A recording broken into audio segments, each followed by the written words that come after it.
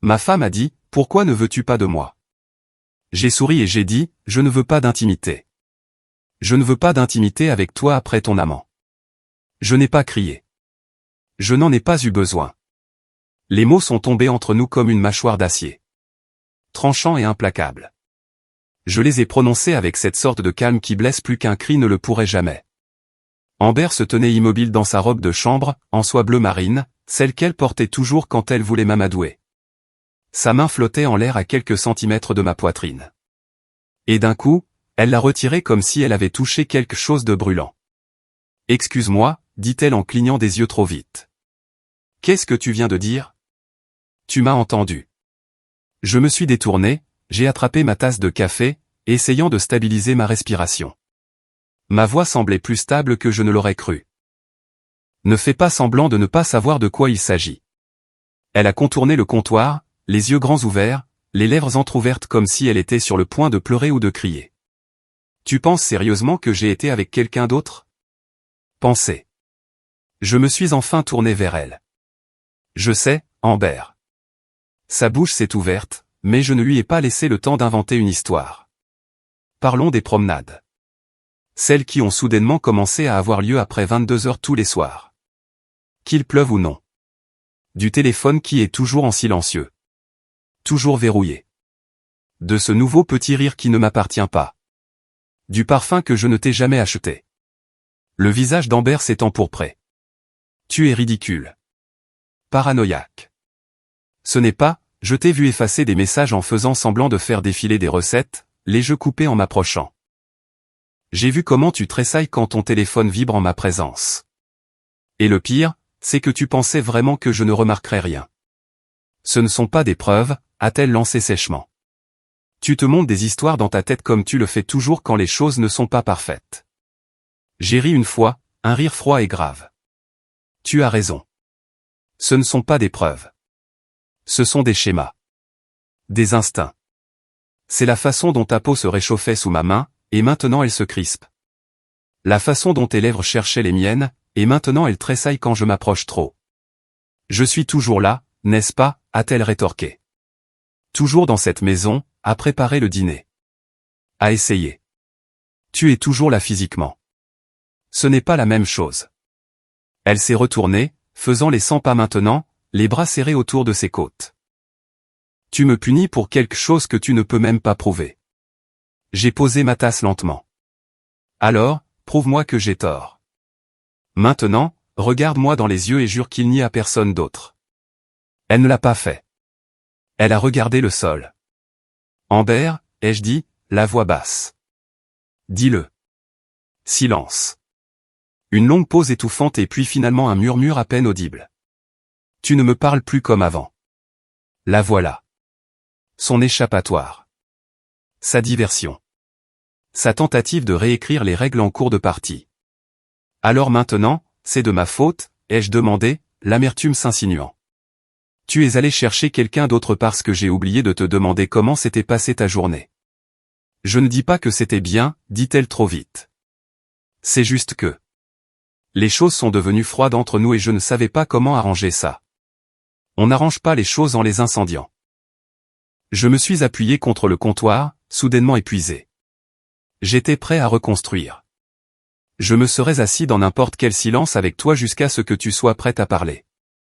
Mais tu ne voulais pas un partenaire. Tu voulais quelqu'un à blâmer pendant que tu te faufilais par la porte de derrière. Elle a croisé les bras plus fort, la voix brisée. Je n'ai pas couché avec lui. Ce n'était pas comme ça. Je l'ai étudié. Alors, c'était comment ? Elle n'a pas répondu. Tu penses que je suis juste blessé ? Ai-je dit, mais il ne s'agit pas de chagrin d'amour. Il s'agit de manque de respect, du fait que tu as ridiculisé l'homme qui te faisait confiance. Elle avait l'air de vouloir pleurer, mais j'avais déjà vu ses larmes. Avant, elle me désarmait. Plus maintenant. J'ai fait un pas en arrière. Cette maison, cette vie, tout ce que nous avons construit ensemble, tu l'as brisé sans sourciller. Et puis j'ai dit la seule chose qui l'a vraiment fait tressaillir. Je ne veux plus d'intimité avec toi. Pas après lui. Je ne suis pas parti ce matin-là. Je n'ai pas crié, claqué la porte ou fait une valise dans un accès de colère. Au lieu de cela, j'ai fini mon toast en silence pendant qu'Amber se tenait près de l'évier, respirant comme si elle essayait de ne pas se noyer.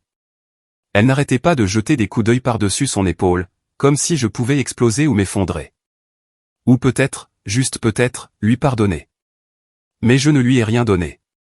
Ni rage, ni chaleur, juste de la distance. Dès qu'elle a quitté la cuisine, j'ai laissé le silence s'installer comme une seconde peau. Et c'est ainsi que la journée a commencé à changer. Pas avec de grands gestes, mais par soustraction. Fini le café laissé à chauffer pour elle sur le feu. Fini les pressions sur l'épaule en la croisant dans le couloir. Fini les rires désinvoltes devant ses émissions de télé, même quand j'avais entendu les chutes 100 fois auparavant. Je suis devenu une ombre dotée d'un battement de cœur, et elle l'a remarqué. Elle a d'abord essayé de petites choses, des blagues légères, des coups de coude enjoués, se tenant près de moi en se brossant les dents, mais je n'ai pas répondu. Je ne l'ai pas rejeté non plus. Je l'ai simplement observé attentivement, comme un homme étudiant un fantôme qui n'avait pas encore réalisé qu'elle était morte. La nuit, je dormais face au mur opposé. Pas de façon dramatique, juste tournée. Elle n'a pas demandé pourquoi. Au lieu de cela, elle s'est adaptée, a changé avec moi, a appris mes silences. Au travail, j'ai suivi le mouvement, les designs, les ébauches, les appels clients. Je n'étais pas brisé. J'étais concentré, contrôlé. Je me préparais à une vie où je serais de nouveau seul, mais pas solitaire. Il y a une différence. Et dans cette préparation, j'ai trouvé un sanctuaire et de petites routines. Chaque soir vers 18h, j'ai commencé à aller au café de l'avenue Sycamore. Ce n'était pas chic, juste un endroit calme avec des chaises dépareillées et un barista qui me saluait toujours comme si j'avais de l'importance. Ce café est devenu mon confessionnal. Pas en parole, mais en présence. Je m'asseyais près de la fenêtre avec un café noir et mon carnet, faisant semblant de dessiner tout en regardant surtout à travers la vitre, pensant, reconstruisant. Parfois, je me surprenais à balayer la pièce du regard, me demandant si quelqu'un remarquait l'homme qui ruminait son amertume en silence. D'autres fois, je me demandais ce qu'Amber faisait pendant que j'étais assis là, probablement à faire les 100 pas dans la cuisine, téléphone à la main, peut-être à regarder la porte, peut-être en espérant que j'envoie un texto. Je ne l'ai jamais fait. Je n'avais plus besoin qu'elle admette la vérité. Je la connaissais déjà. Ce dont j'avais besoin, c'était d'espace pour comprendre quel genre d'homme je devenais. Pas une victime, pas un martyr, juste un homme qui avait cessé de mendier pour être vu. J'observais les couples aux tables voisines, certains en plein rire, d'autres coincés dans cette phase aux lèvres pincées où le ressentiment meurtrissait sous la politesse, et je me demandais quelle version de nous avions été. Je ne pouvais même pas m'en souvenir. Le 4e jour de ma routine silencieuse, Amber a réessayé. Je venais de rentrer du café. La maison sentait les bougies, une de ces senteurs de pommes douces qu'elle utilisait quand des invités venaient.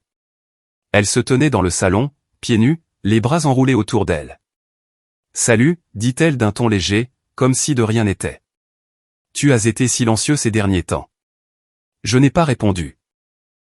J'ai retiré ma veste et l'ai accrochée au porte-manteau, en prenant mon temps. Elle m'a suivi des yeux. « On peut parler ?» Toujours silencieux, je suis entré dans la cuisine et j'ai rempli un verre d'eau. Elle est restée dans l'embrasure de la porte, comme si elle n'était pas sûre d'avoir le droit d'entrer. « J'ai l'impression que tu m'exclus, dit-elle. Cette fois, j'ai croisé son regard. Stable, calme. « Amber », ai-je dit en posant doucement le verre. « Je me prépare à une vie de célibataire. » Les mots ne se sont pas élevés. Ils sont tombés comme de l'acier froid dans une eau calme. J'ai regardé son expression se métamorphoser. La confusion, puis l'incrédulité, et enfin une lueur de quelque chose qu'elle n'avait pas ressenti depuis des semaines. La panique. Quoi? Je me prépare à être seul, ai-je répété. J'ai besoin de savoir à quoi ça ressemble, ce que ça fait, parce que je ne peux pas continuer à vivre dans une maison où les murs murmurent la trahison chaque fois que tu passes. Ses lèvres se sont séparées. Aucun mot n'est sorti. Je ne te punis pas, ai-je ajouté.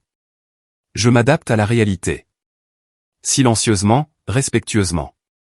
Mais ne t'y trompe pas, je m'adapte quand même. Elle a cligné des yeux rapidement. Tu réagis de manière excessive. Tu ne sais même pas, j'en sais assez, les jeux coupés, assez pour arrêter de mendier des miettes.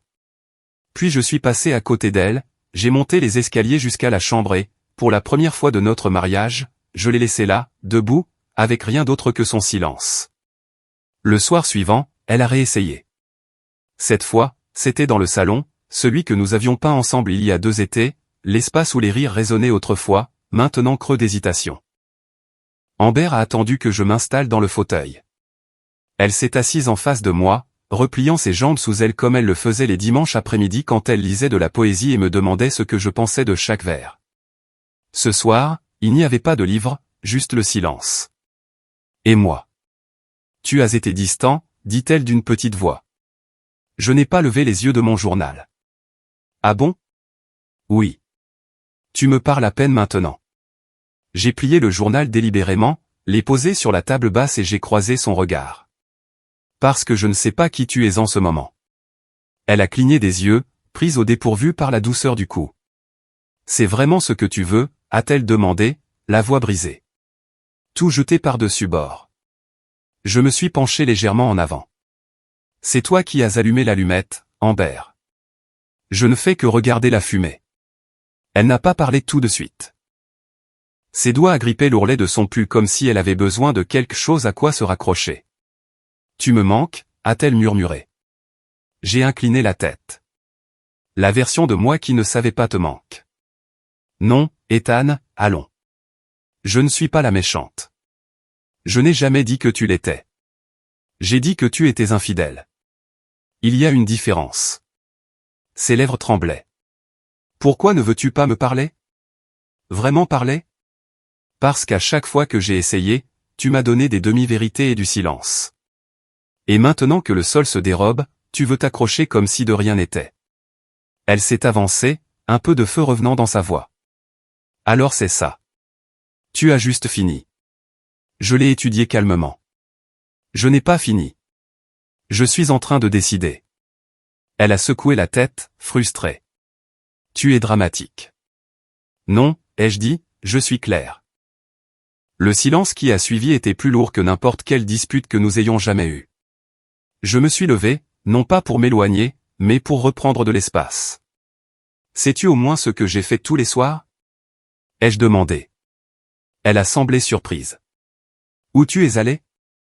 J'ai hoché la tête. Dans un café. Même table. Même fenêtre. Regardant le monde tourner dehors pendant que j'essaie de comprendre qui je suis sans toi. Les yeux d'Amber brillaient. J'ai continué, la voix calme mais résolue. Et le plus effrayant, c'est que ça ne me fait pas si mal. Elle a dégluti difficilement. Je pensais que tu étais l'encre de ma vie, ai-je dit. Il s'avère que je te traînais toujours derrière moi, en espérant que tu remarquerais la direction. Elle s'est levée alors, rapidement, comme si elle avait besoin de combler la distance entre nous. Ethan, s'il te plaît, on peut arranger ça. Je l'ai regardé dans les yeux une dernière fois. Tu ne peux pas arranger quelque chose que tu refuses d'admettre être cassé. Et sur ce, j'ai éteint la lampe du salon, la laissant debout dans le noir. C'était un jeudi soir quand Amber a tenté de réécrire l'histoire. Nous étions assis sur le porche, c'était son idée. Elle a dit que ça lui manquait, la façon dont nous regardions le soleil se coucher sur l'érable des voisins. Comment la lumière se déversait, dorée, sur les balustrades comme quelque chose de sacré. Mais plus rien n'avait de sacré. Elle a apporté 2 verres de vin. Je n'en avais pas demandé. Je ne l'ai pas touché. J'ai réfléchi, a-t-elle commencé, son ton répété. Peut-être que nous avons tous les deux fait des erreurs. Le ciel derrière elle était strié de violet. Son visage, à moitié dans l'ombre, était illisible, mais ses doigts tremblaient légèrement en tenant son verre. Vraiment, ai-je demandé, regardant droit devant moi.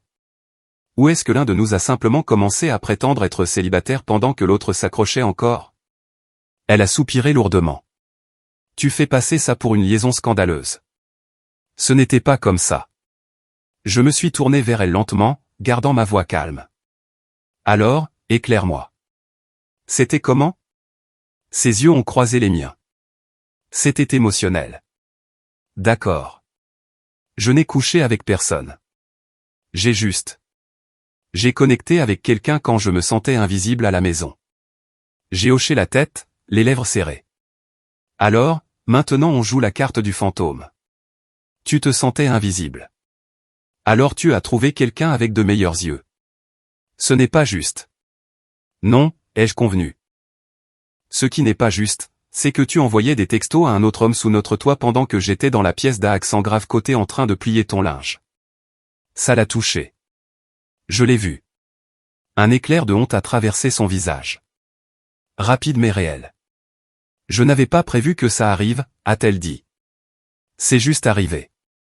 Il me faisait me sentir écouté.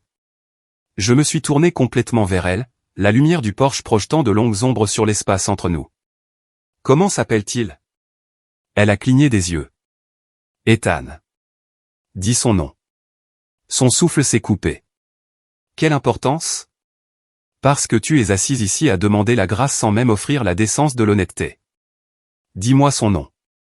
Elle a hésité, puis l'a dit doucement. Michael. J'ai fermé les yeux une seconde, juste assez longtemps pour laisser les syllabes se graver au fond de mes paupières. Michael, ai-je répété. Il n'est pas écoute, ce n'était pas sérieux. C'est juste quelqu'un avec qui je travaille. Je me suis adossé à ma chaise, laissant les lattes de bois craquer sous mon poids. Tu as dit que ce n'était pas physique, ai-je dit. Mais d'une certaine manière, c'est pire. Tu lui as donné des parties de toi que je pensais être miennes. Tes blagues, tes histoires, ton silence. Tu l'as laissé te connaître d'une manière que je n'avais pas vue depuis des mois. Elle pleurait maintenant. Des larmes silencieuses, contenues. Je ne voulais pas te faire de mal. Mais tu l'as fait, ai-je dit. Tu m'as fait du mal parce qu'à un moment donné, tu as cessé de penser à moi comme à quelqu'un qui pouvait être blessé. Ses épaules tremblaient. Je l'ai laissé pleurer. Sans tendre la main. Sans mensonge réconfortant. Quand elle a finalement levé les yeux, sa voix était brisée. Vas-tu me quitter? Je ne sais pas encore, ai-je répondu honnêtement. Ses lèvres se sont séparées, un sanglot s'étranglant dans sa gorge. Je me suis levé alors, lentement et délibérément. Mais si je le fais, Amber, ce ne sera pas à cause de Michael. Ce sera parce que lorsque je t'ai donné 1000 chances de me dire la vérité, tu as attendu que le vent tourne. Elle s'est essuyé les yeux. Je ne voulais pas te perdre. C'est déjà fait, ai-je dit. Et sur ce, je suis rentré à l'intérieur. Elle ne m'a pas suivi. La nuit suivante, la maison sentait le poulet frit et la cire de bougie. Amber avait préparé le grand jeu, choux verts, pain de maïs, et ce poulet glacé au miel que je demandais à chaque anniversaire. Elle avait même mis la table avec notre porcelaine de mariage, celle qui était restée intacte dans une boîte pendant la majeure partie de notre mariage. Une bouteille de vin rouge non débouchonné trônait au centre. Je suis entré dans la salle à manger et je me suis arrêté, sans dire un mot. Elle se tenait derrière une chaise, ajustant nerveusement une serviette qui n'en avait pas besoin. J'ai juste pensé qu'on pourrait s'asseoir ensemble. Comme avant, dit-elle doucement. J'ai pris une profonde inspiration, puis je me suis assis lentement, l'observant, non pas parce que j'étais touché, mais parce que je voulais voir jusqu'où elle irait pour prétendre que les choses étaient encore récupérables. Elle a versé du vin dans les 2 verres et a pris place. Pendant quelques minutes, nous avons mangé en silence. C'était ton plat préféré, dit-elle finalement. Je n'ai pas levé les yeux. Beaucoup de choses l'étaient. Son sourire a vacillé. Je voulais juste qu'on partage un repas sans tension. J'ai posé ma fourchette, me suis essuyé la bouche avec la serviette en tissu et les regardé droit dans les yeux. Alors, dissipons la tension. Amber, dis-moi la vérité. Elle a tressailli. Je te l'ai déjà dit. Non. Tu as offert des excuses. Tu as offert des diversions, mais je veux ta vérité. Pas la version édulcorée que tu penses que je peux supporter. La vraie, maintenant. Elle m'a fixé, la bouche légèrement ouverte, la lueur des bougies vacillant sur les larmes qui se formaient dans ses yeux. Je n'ai pas voulu que ça arrive. Je me fiche de l'accident, ai-je dit. Je me soucie de l'intention, de ce que tu as choisi de faire à plusieurs reprises. Elle a posé son verre de vin, ses mains tremblant maintenant. Il était là quand j'avais l'impression que tu n'y étais pas. Je ne l'ai pas cherché. C'est juste que ça faisait du bien que quelqu'un me voie à nouveau. Tu as cessé de me donner la chance de te voir, ai-je dit calmement. Tu as fermé la porte et tu m'as blâmé pour l'obscurité. Sa voix s'est brisée. Tu as arrêté de faire attention. Cette phrase, ces quelques mots, sont restés suspendus dans l'air comme un coup de poing. Je me suis penché en avant, ma voix basse, acérée. Ce n'est pas vrai, et tu le sais. Elle a ouvert la bouche, mais je n'avais pas terminé. Je te préparais le café tous les matins, même quand tu ne le buvais pas. Je t'envoyais des mèmes stupides au travail juste pour te faire rire. Je savais toujours comment tu aimais tes serviettes pliées, que tu détestais la coriandre et tout le reste. Je n'ai pas arrêté de faire attention. C'est toi qui as arrêté de remarquer. Amber s'est couvert la bouche avec la main, ses épaules secouées par les larmes qui ont finalement coulé. Alors pourquoi je me sentais si vide? A-t-elle murmuré. Je n'ai pas répondu tout de suite. J'ai laissé la question en suspens, je l'ai laissé l'entendre elle-même. Finalement, ai-je dit. Peut-être parce que tu cherchais à être rempli par quelqu'un d'autre. Silence, le genre de silence qui donnait l'impression que la pièce rétrécissait. Elle a repris son souffle. Nous n'avons jamais rien fait de physique. Ce n'est pas comme tu le penses. J'ai pris mon vin, j'ai bu une lente gorgée. L'aimes-tu? Ai-je demandé. Non, elle n'a pas hésité. Non, ce n'était pas de l'amour. C'était une évasion.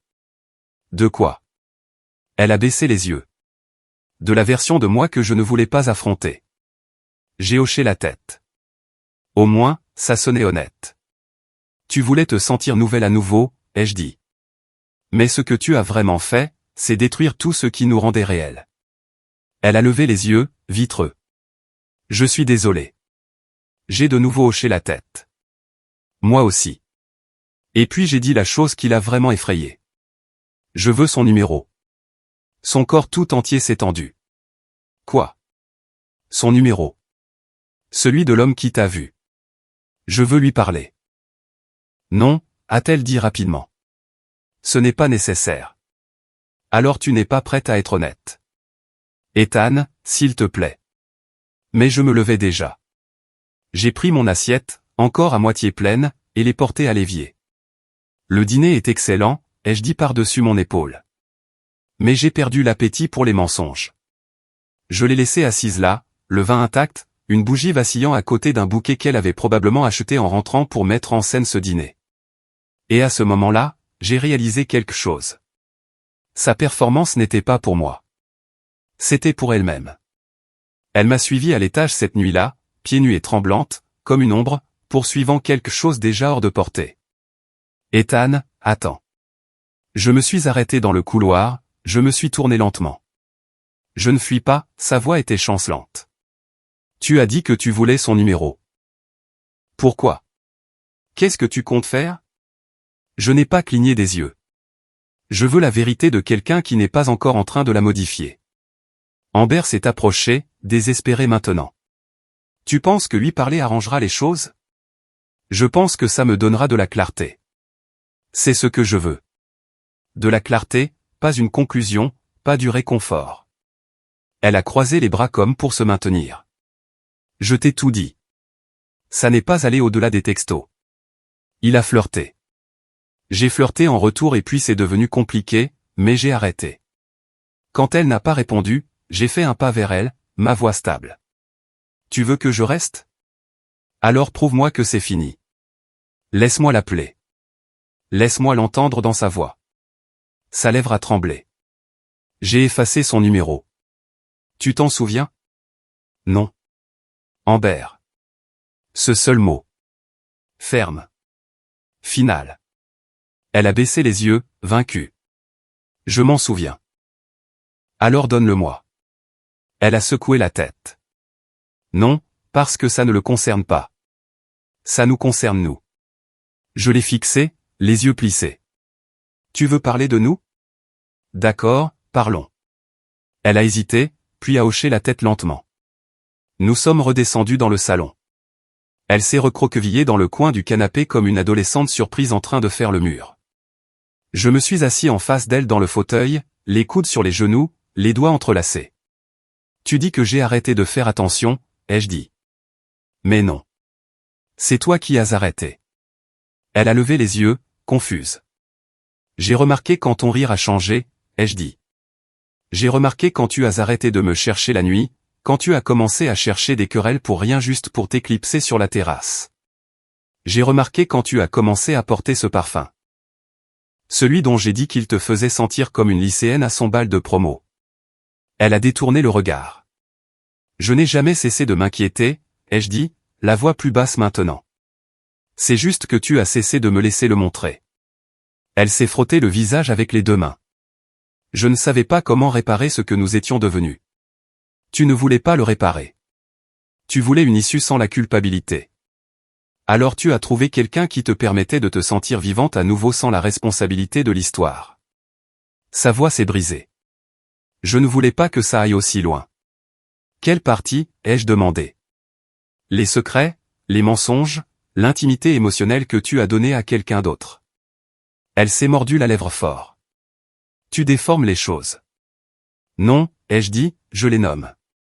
Je me suis relevé, j'ai marché jusqu'à la cheminée où de vieilles photos me regardaient. Le jour de notre mariage, un voyage à la plage. Cette fois où nous avons essayé de faire de la randonnée, nous nous sommes perdus et avons fini par rire en arrivant dans un camping abandonné. Tous ces sourires, toute cette histoire. Je me suis retourné vers elle. Tu veux rester dans cette maison? Alors tu me donnes ce numéro où tu fais une valise.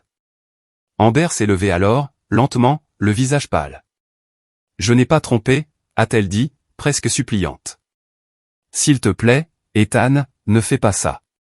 On peut recommencer à zéro. Je couperai tout contact. Il ne signifie plus rien. J'ai demandé un numéro, pas une confession, ai-je répondu. J'ai peur de ce que tu vas faire, a-t-elle murmuré. Je me suis approché. Tu aurais dû avoir peur de me perdre bien avant ça. Elle a cligné des yeux rapidement, les larmes menaçant de tomber à nouveau. Et puis, d'un coup, elle a paniqué. Non, ce n'est pas juste, a-t-elle lancé soudainement. Tu agis comme si j'avais eu une liaison alors que je ne l'ai même pas touché. Tu as tout touché sauf sa peau, ai-je dit. Ton attention, ta loyauté, tes secrets. Je n'ai pas couché avec lui, mais tu m'as enterré vivant dans le silence pendant qu'il recevait toutes les pièces que je tenais autrefois. Elle a reculé comme si je l'avais frappé. Puis elle a fait la seule chose qu'elle pouvait encore contrôler. Elle a essayé de changer de sujet. Ne faisons pas ça ce soir. Tu es sous le coup de l'émotion. Nous sommes tous les deux fatigués. Mais je m'éloignais déjà. J'en avais déjà fini. Je me suis dirigé vers la chambre. Elle m'a appelé. S'il te plaît, Ethan, ne fais pas ta valise. Dors dessus.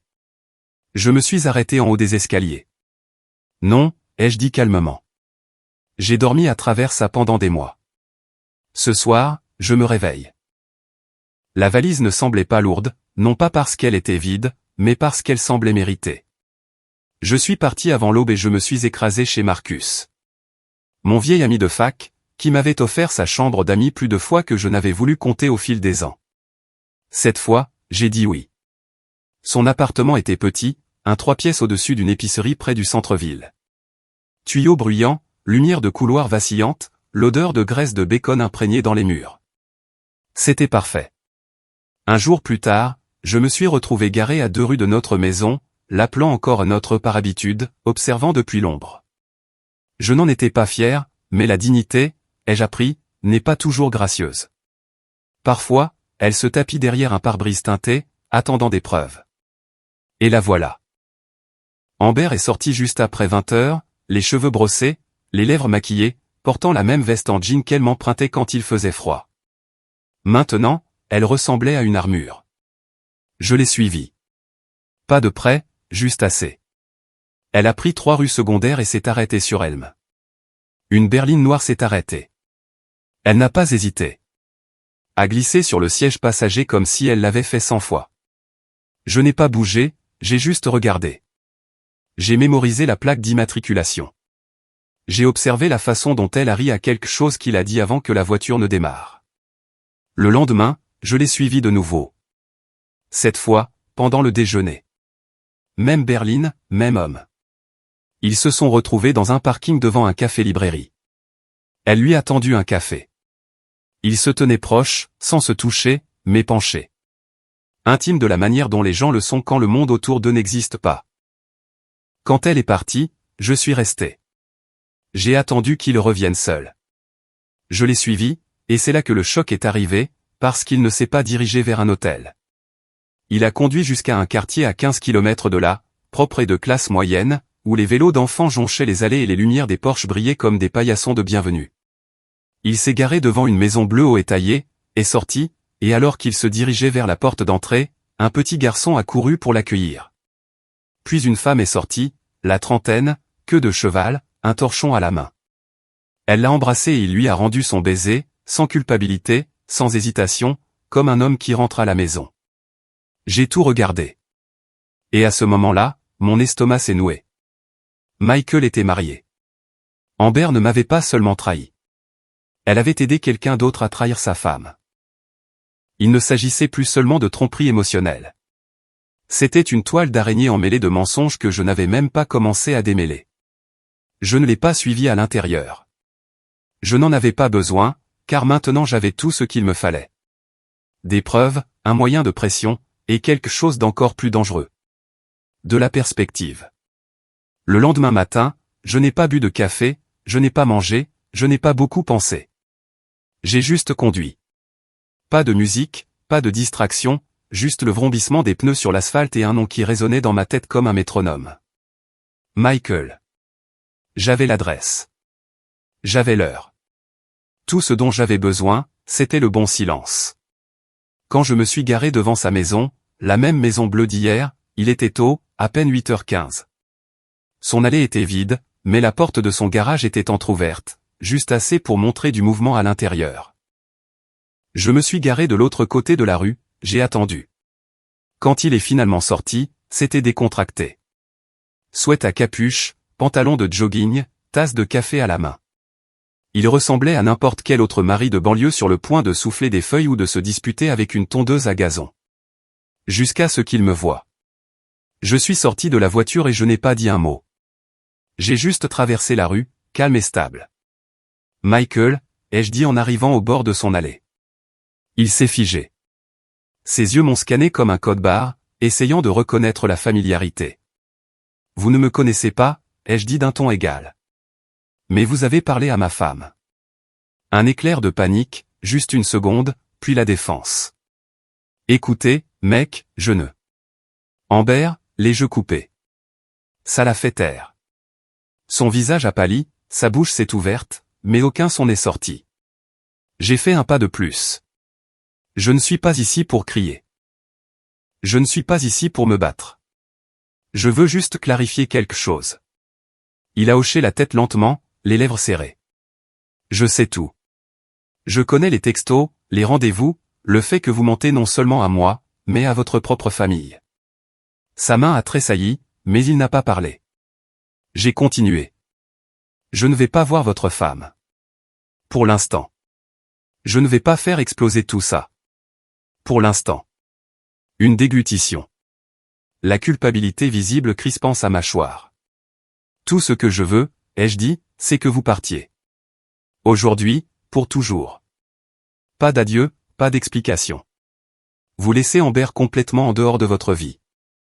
Et si je ne le fais pas, a-t-il demandé, essayant de maintenir le contact visuel, mais s'effondrant déjà à l'intérieur. J'ai souri. Juste un peu. Vous voulez vraiment le savoir? Il a détourné le regard. Un long silence s'est étiré entre nous. Le pépiment des oiseaux, les arroseurs d'un voisin qui cliquetait quelque part au loin. Tout dans ce moment était douloureusement ordinaire. Sauf nous. Vous avez déjà perdu quelque chose, ai-je dit. Vous ne l'avez juste pas encore senti s'effondrer. Michael a dégluti de nouveau et a hoché la tête, sa voix basse. Je vais y mettre fin. J'ai hoché la tête en retour. Bien. Puis je me suis retourné et je suis parti. Plus de mots. Pas besoin. Parce que parfois, la menace la plus forte est le silence soutenu par la vérité. Je suis rentré à la maison 3 jours plus tard. Sans prévenir, sans appeler, juste le déclic sourd de ma clé dans la porte d'entrée, la même porte que nous avions peinte en bleu ensemble il y a 5 ans. Je m'attendais presque à ce qu'elle me résiste, comme si la maison elle-même pouvait rejeter l'homme qui était parti sans la claquer, mais elle s'est ouverte facilement. Amber était dans la cuisine. Elle s'est retournée au son, les yeux grands ouverts, surprise, puis se transformant rapidement en autre chose. De l'espoir, du soulagement, peut-être même de la stratégie. Ethan, a-t-elle soufflé, souriant comme si de rien n'était. Tu es de retour. Elle s'est avancée vers moi comme si elle allait m'enlacer, comme si nous avions fait une pause et que les choses pouvaient maintenant reprendre. Si seulement je lui donnais le signal. Je ne l'ai pas fait. Au lieu de cela, j'ai posé l'enveloppe Kraft sur le comptoir de la cuisine entre nous. Épaisse, lourde, légale. Son visage a changé à la seconde où elle l'a vue. Elle ne l'a pas touché, elle l'a juste fixé. Qu'est-ce que c'est? Les papiers du divorce. Les mots étaient bas, nets, le genre de silence qui fit sur une pièce. Elle a reculé d'un demi-pas, clignant des yeux comme si elle avait mal entendu. Ethan, non. Attends. On peut juste. On peut parler d'abord? S'il te plaît. On a déjà parlé, ai-je dit. Pendant des semaines, on a parlé. Tu n'écoutais juste pas, elle a regardé l'enveloppe comme si elle pouvait la mordre. Je t'ai dit que j'étais désolé. Je t'ai dit que j'avais tout arrêté. J'ai essayé de te le montrer. J'ai levé une main. Calme. Il ne t'appellera plus. Sa bouche s'est ouverte. S'est refermée. Ses bras sont tombés le long de son corps. Quoi? Michael, ai-je dit simplement. C'est fini. Il a mis fin à tout. Il a promis de couper tout contact. Elle avait l'air comme si le sol s'était dérobé sous ses pieds. Comment tu sais ça? A-t-elle demandé, la voix tremblante. Parce que je lui ai parlé, ai-je répondu. Face à face, sur son allée. Silence. La couleur a quitté son visage. Elle s'est affaissée sur une chaise comme si ses jambes l'avaient lâchée. Tu es allé chez lui. Oui. Et tu l'as menacé? Non, ai-je dit. Je lui ai tendu un miroir. Il n'a pas aimé ce qu'il a vu. Elle a agrippé le bord de la table, la mâchoire tremblante. Sa femme, ai-je ajouté doucement, lui fait du café le matin. Son gamin court l'accueillir après le travail. Il a tout ce que tu avais autrefois, et il était prêt à le jouer, tout comme toi. Amber m'a regardé, horrifié. Je me suis approché, posant mes paumes à plat sur la table. Ton amant t'a quitté hier, ai-je dit. Parce qu'il a réalisé que perdre sa famille ne valait pas la peine de courir après le mariage brisé de quelqu'un d'autre. Elle a eu un hoquet comme si je l'avais giflé. Il t'a dit ça. Je n'ai pas répondu. Je n'en avais pas besoin. Elle a enfoui son visage dans ses mains, sanglotant maintenant. Pas du genre silencieux et gracieux. C'était guttural, paniqué, laid. Je ne voulais pas ça, a-t-elle étouffé. Je ne voulais pas que ça se termine comme ça. Tu n'as pas du tout pensé à comment ça se terminerait, ai-je répondu. Tu voulais juste quelque chose pour te sentir vivante jusqu'à ce que ce ne soit plus pratique. Elle s'est levée brusquement, sa chaise crissant derrière elle. Tu n'as pas le droit de te tenir là et de faire comme si tu ne m'avais jamais fait défaut. J'ai haussé un sourcil. Vas-y, énumère mes crimes. Tu étais distant. Tu étais fatigué. Je rentrais tard certains soirs pour payer cette maison, les jeux coupés, pour économiser assez pour tes vacances de rêve. Pour m'assurer que nous ayons une vie qui paraisse parfaite parce que c'est ce que tu as toujours voulu. Tu n'étais pas le même homme que j'ai épousé. Non, ai-je dit sèchement. J'ai grandi. Toi, tu t'es juste ennuyé. Ça l'a arrêté net, puis elle a explosé. La dispute est devenue bruyante, amère. Des années de blessures silencieuses criant soudain à travers des voix fêlées. Elle a hurlé, ce n'est pas vrai. Elle a jeté une assiette. Je n'ai pas bronché. Chaque phrase qu'elle lançait était dentelée. Moitié excuse, moitié accusation. Tu nous as laissé tomber. Tu n'as jamais été pleinement là. Tu m'as fait me sentir petite. Tu m'as fait me sentir jetable. Ça a continué jusqu'à ce que sa voix se brise complètement, jusqu'à ce que le sol de la cuisine soit jonché des morceaux brisés d'une assiette qui avait autrefois contenu des dîners de fiançailles et des crêpes du dimanche matin. Quand ça s'est terminé, j'étais déjà à mi-chemin de la porte. Elle n'a pas essayé de m'arrêter.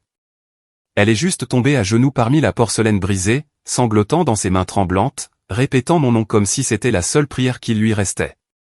Mais les prières ne fonctionnent que si quelqu'un écoute encore. Ce n'était plus mon cas.